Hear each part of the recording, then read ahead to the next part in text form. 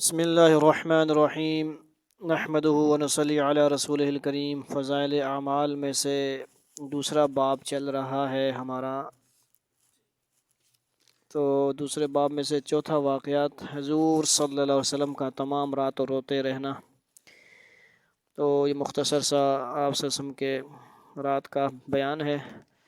آج پڑھیں گے محمد دانیال بن سرفراز۔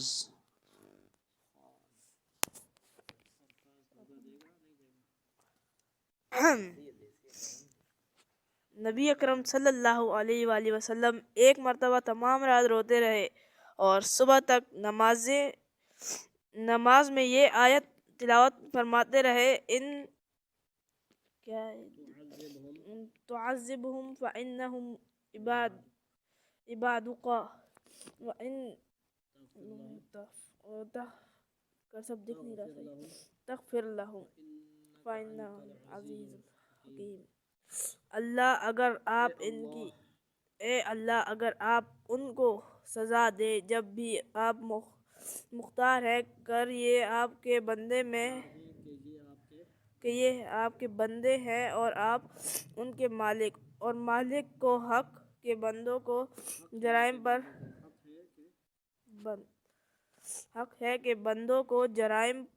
پرہیز پر سزا دے، اور اگر ان کو معاف فرما دے تو بھی آپ مختار ہیں۔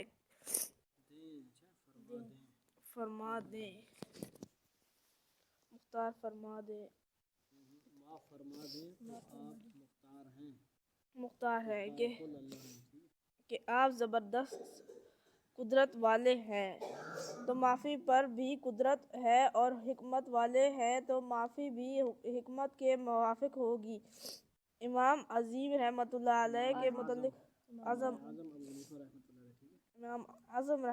علیہ کے متعلق بھی نقل کیا گیا ہے کہ وہ ایک شب تمام رات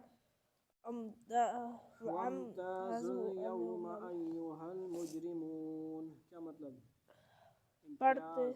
امتیاز ہو جاؤ، الگ ہو جاؤ اے مجرمون۔ ڈرنا چاہیے نا ہمیں بھی یہاں سے۔ قیامت میں اللہ تعالیٰ کھڑا ہوگا، اٹھ جا احمد، اٹھ جا دانیال، اٹھ جا عبیر، الگ ہو جا نعمان، انس الگ ہو جا، مجرموں الگ ہو جا۔ اللہ کرے گناہگار ہیں، اللہ سے بغیر حساب کتاب معافی مانگنی چاہیے۔ اللہ تعالیٰ حساب لیں گے تو پھنس جائیں گے۔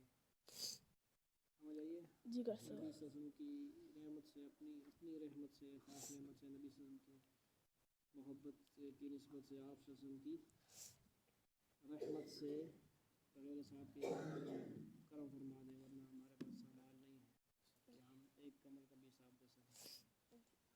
پڑھتے رہے اور روتے رہے۔ مطلب آیت شریفہ کا یہ ہے کہ